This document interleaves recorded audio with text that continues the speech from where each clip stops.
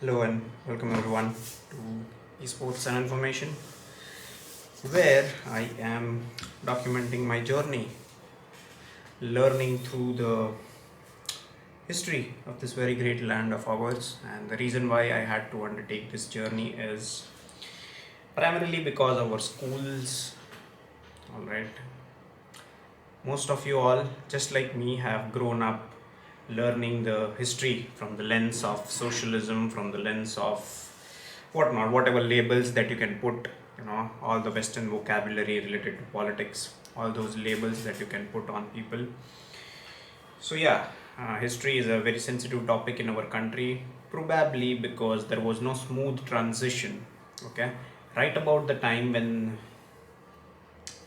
I would say right about the time when Mughals were pretty close to legitimizing their claims of being the rulers of the entire Bharat subcontinent. It just so happened that the Maratha power was on the rise, and on top of that, the British had consolidated their power up to a certain extent, and now they were on the rise. And so there are multiple factors over here why exactly we did not have a smooth transition.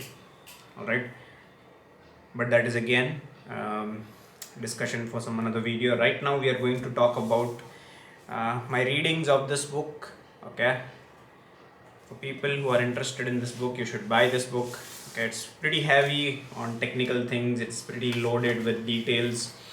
So unless you are really interested in the history and culture of this land, I would suggest you do not buy this book, but instead you can watch this series where I have documented all the chapters, my commentary on all the things that I have read, and how do I make sense of it based on what I have been taught in school, and based on what is prevalent in the name of culture in our school, and in the name of public discourse.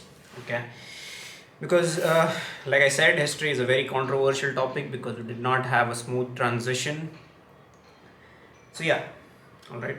So in the previous video, we were talking about the Samhitas, the Rig Samhita, this all the Samhitas, Rig, Sam, Atharva, and Yajur. Okay, they were written, like I said, far back in time. The most conservative estimate dates them 5,000 years ago. All right. So whatever that's written in the Rig Samhita was in practice long before it was written down. Okay, somebody actually thought about writing it down. It was a stroke of destiny. Thank that person, whoever he or she was, who decided to write it down. That these things have to be made known to the posterity. All right, and whatever survives today is a translation, rather not the original.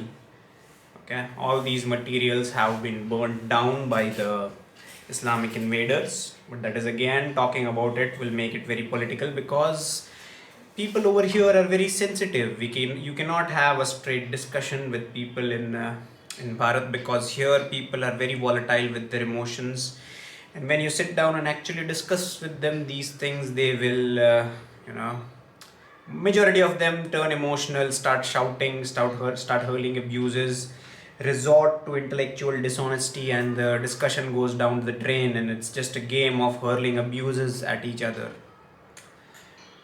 All right, so yes,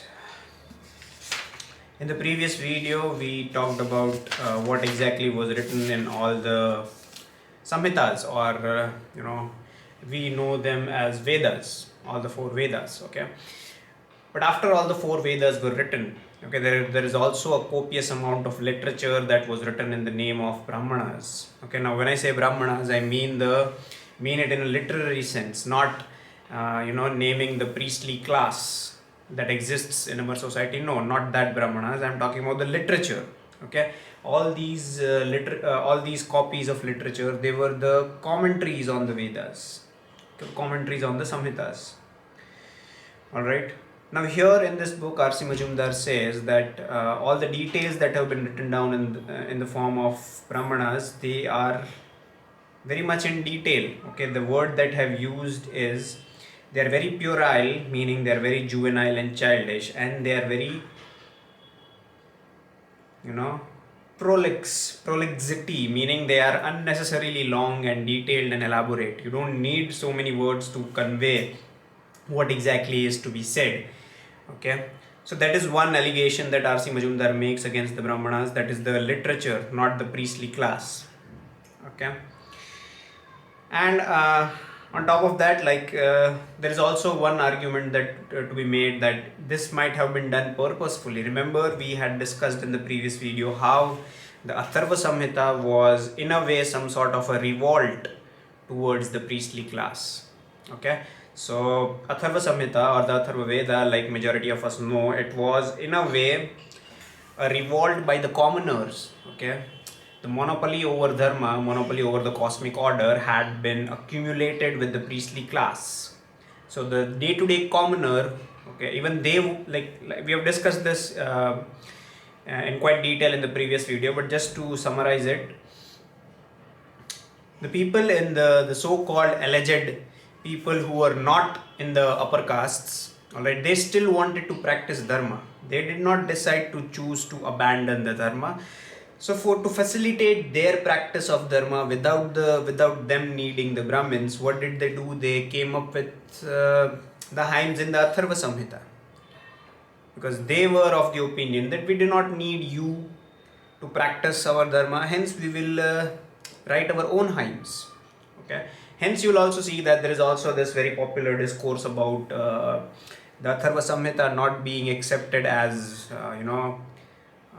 in the club of the Vedas. It was only during the later age that we call it Atharva Veda. Otherwise, Atharva Veda was not included in this prestigious club of the Vedas. All right.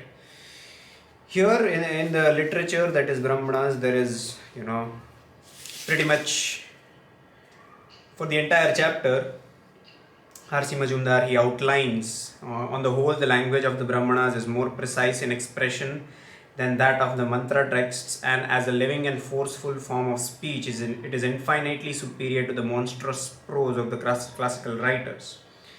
This is him writing, this is not me. He goes on further, RC Majumdar, and writes, "It is clear that the intellect and mentality revealed by the extensive Brahmana texts was the monopoly of the Kabbalistic priests of the later Vedic age and not a characteristics of the enlightened sections of the people." Okay, now like I said, see, human nature is such that in a way society, everybody wants to accumulate power. Okay, so those of who are in the position of power, they would do anything to build up hindrances and hurdles for people who are trying to accumulate power. Okay, so now the priests, they had formed some sort of a cabal. Okay, they had restricted the monopoly over dharma to inner circles. All right, and as a revolt, the commoners, they came up with this idea of practicing the dharma at their home. All right. So it is clear that intellectual mental revealed by Dharma was the monopoly of the Kabbalistic priests. Now Dharma became a monopoly. Earlier it wasn't, but as and when society progresses, people are reluctant to relinquish their position of power. Okay. So the priests who had already accumulated a lot of power, they were reluctant to relinquish their place, and hence it gave rise to the literature, that is the Brahmanas. The grasping greed of the Brahmin, so much in evidence already in the Atharva Veda, has passed all bounds in the Brahmanas, the literature. Here the Brahmin Kolli claims that in every dispute between a Brahmin and a non-Brahmin, the judgment should be given in favor of the Brahmin. With a cheerful disregard of other people's interests, a Brahmana author has declared that a murder is no murder if the victim is not a Brahmin, and another declares with the same cool confidence that the Sudra is Yatha Kamavadya, that is one who can be killed at will. Alright, keep in mind, this is all for academic purpose. I am not advocating bringing all these things back. This is just to get all these things into perspective. Our history has been distorted so much that, we believe in a few things just because it suits our convenience, and we conveniently brush some things under the carpet.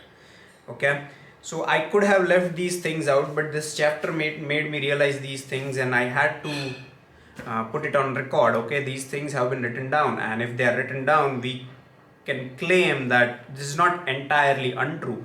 There has to have been some degree of truth to this. So yes, the priestly class, the Brahmins, they had occupied a position of power amongst all the Varnas. They had accumulated a lot of power, and now they were reluctant to share that power with the people of the other Varnas. Okay, it's written in this book, RC Majumdar, in chapter number 20. I'm not making these things up. Alright, but now that was 5,000 years ago. To this very day, we cannot hold them responsible, for the downtroddeness of the so-called lower classes. So if you hold the Brahmins responsible for the downtroddenness of the lower classes, you must also hold current day Muslims for all the monstrosities that were perpetrated by the Mughals over the pagans of Bharat. It's exactly the same situation. People in our public discourse, they talk like this. Okay, that are current day Muslims to be held responsible for what the Mughals did, and there will be a resounding no answer. No, current day Muslims cannot be held responsible for what the Mughals did. Then why is it that current day Brahmins are being held responsible for whatever that was done by their great grandfathers and ancestors to the lower caste people, allegedly lower caste?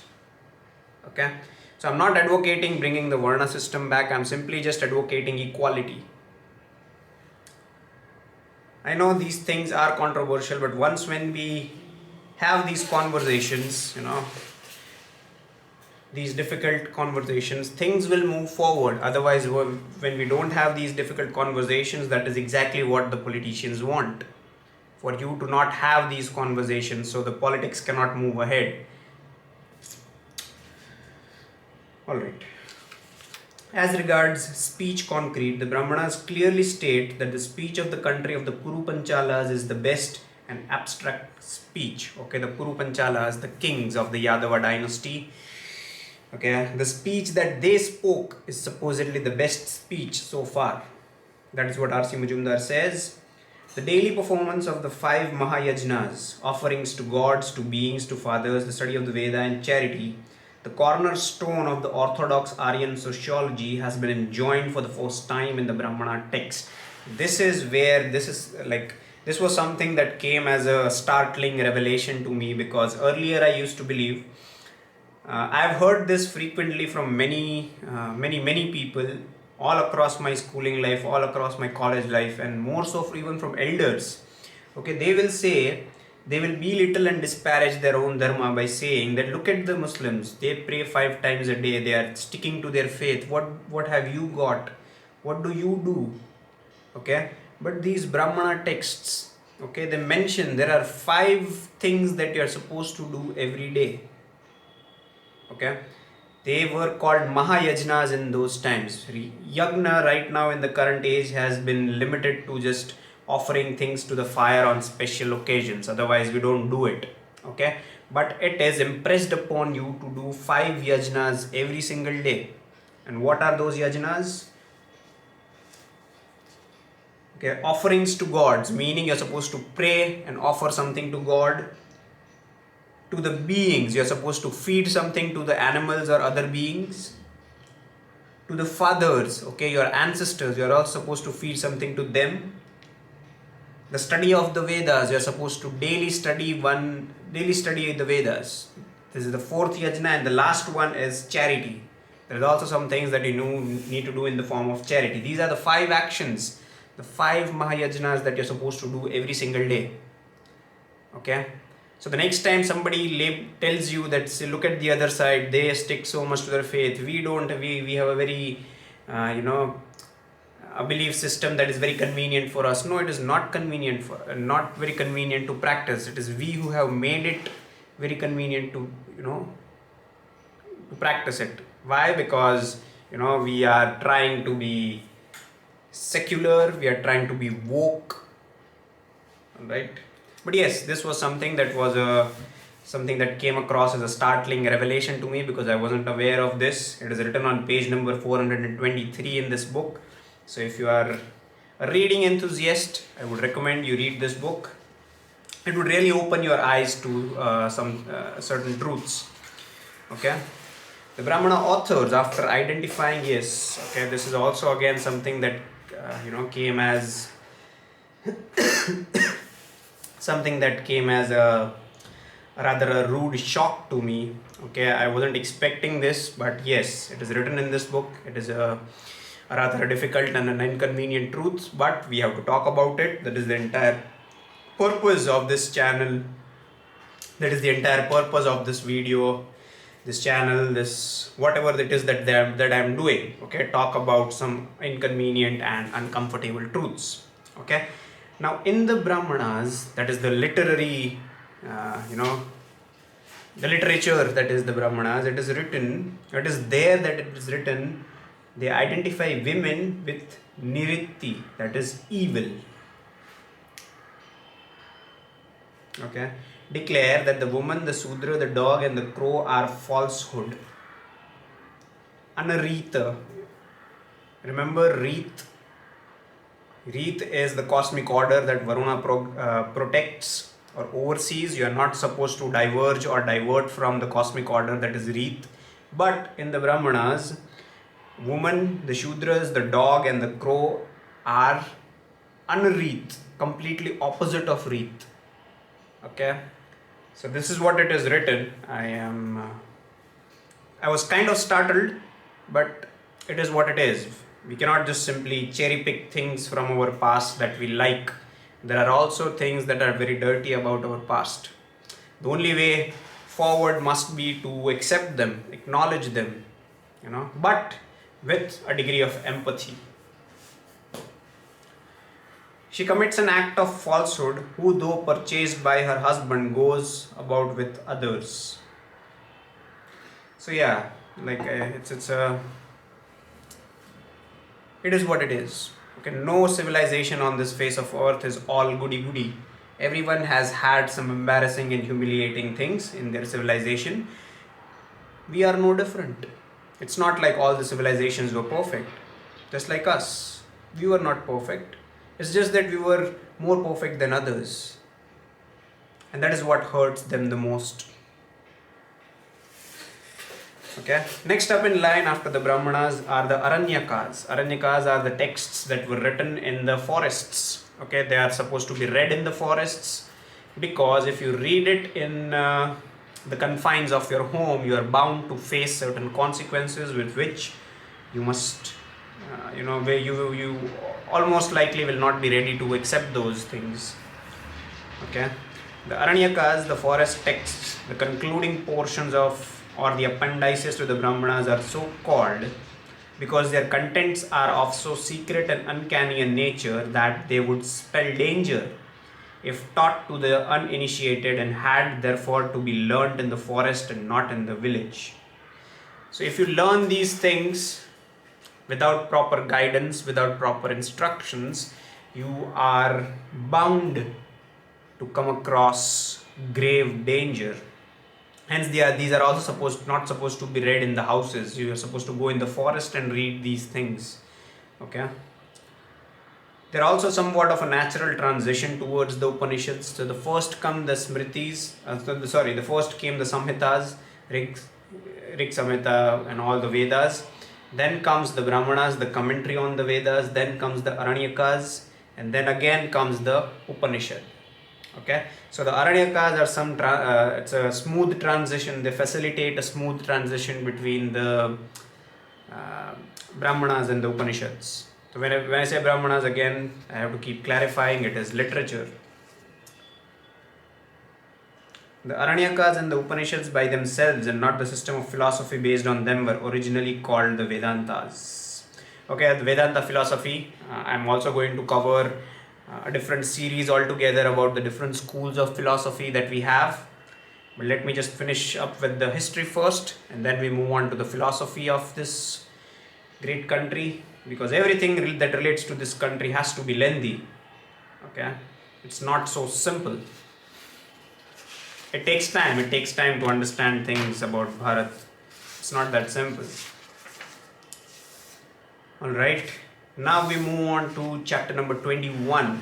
Okay, the name of that chapter is the political and legal institution. Alright, now I was not able to finish the entire chapter because something came up, so I was not able to finish. I just managed to finish barely the first 2 pages of this chapter. So I guess, yeah, then probably I should cover this in the next video. Alright, so that's all for this episode in the series of Ancient History of Bharat. If you like such content, if you are a history buff and you do not get some time to read about the history and culture of your own land, subscribe to our channel, like our videos, comment on these videos if you have some sort of a rebuttal for any things that I say in these videos. Okay, the comment section to all videos in this channel will always be open. That would never change. And yeah, that's about it. In the next episode in this series, we will focus on chapter number 21, that is political and legal institutions. That's all for this video. Thank you for watching.